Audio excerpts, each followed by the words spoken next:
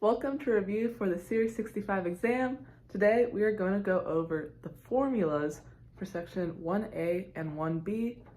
For section 1C and 1D, there are only like a couple, not very many, so I kind of worked it into the other videos. But here we have at least 10 formulas we need to know, so I thought I'd make a separate video. And after this video, we'll move on to section 2, so I'm super excited. Thanks if you've been watching along. Let's get into it. So the first formula we are going to need to know is how to find inflation and deflation rate. So these are two very simple formulas, but they're a little confusing because if you get the order of new and old values mixed up, then you'll find one or the other. So I'll do inflation here and deflation here.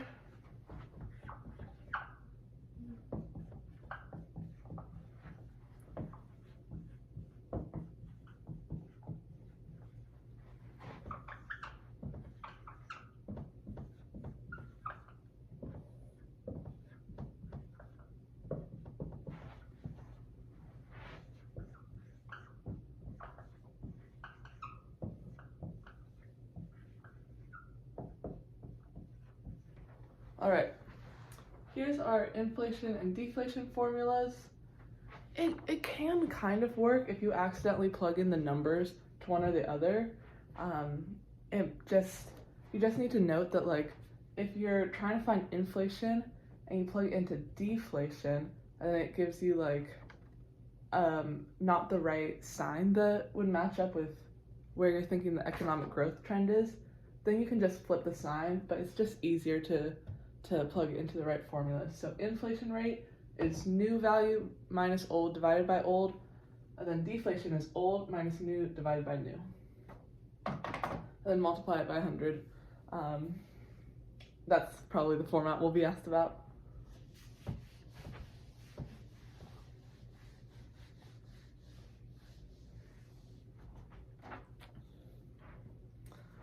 All right. For inflation rate, we also might be asked for the inflation rate like over the past 20 years.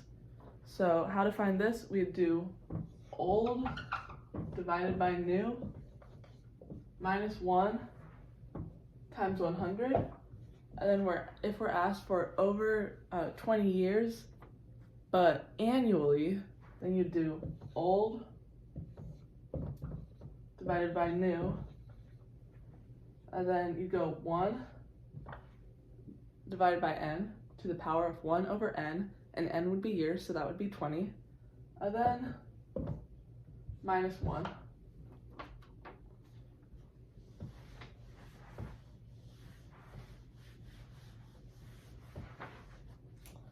Next, we are going to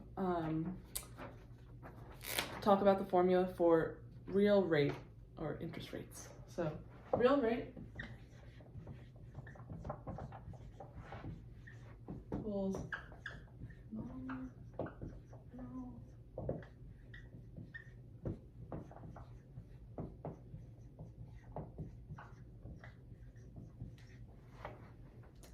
simple enough. We can plug in our inflation rate if asked for our real rate. A lot of the test prep questions and people I've been watching on YouTube as well have been saying we won't actually ask to be solving a lot of problems because the calculator we're given isn't super complex. We'll more be asked about the formulas. So I would do a lot of practice problems, of course, but honestly, I might focus on like doing Quizlets to memorize the formulas rather than how to solve them. Just a heads up. All right. GDP, what is this? Gross domestic product.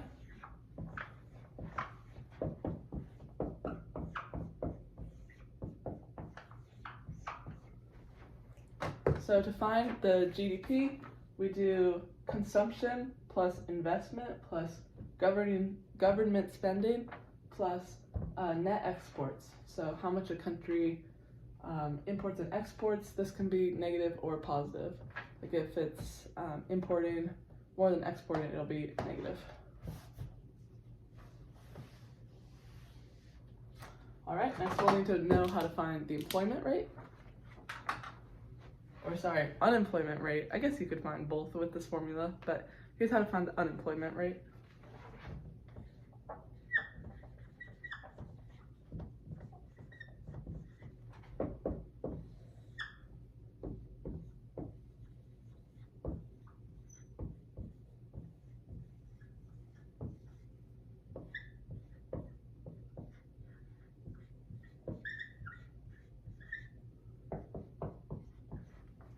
All right, to find the unemployment rate, we're going to do unemployed people divided by the labor force times 100.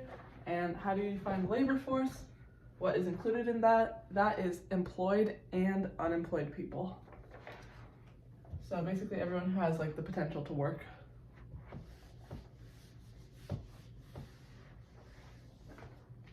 All right, one more formula. Just trying to quick fire this since it's not that conceptual. For our balance sheet for section 1B, we are going to need to know that assets equal liabilities plus shareholders' equity.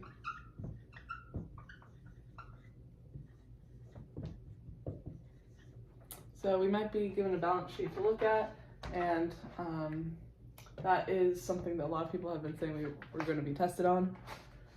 There might be a couple other things on the balance sheet that we'll be tested on, but if you kind of know like the flow of it, and we talked about it a little bit in video 1B2, like what's on it and what's on different kind of forms, then you should be all right. But of course, if you've taken it and I'm missing any formulas, please drop a comment. But yeah, these are the formulas that I'm thinking we will need to know for the CA65 test. Best of luck.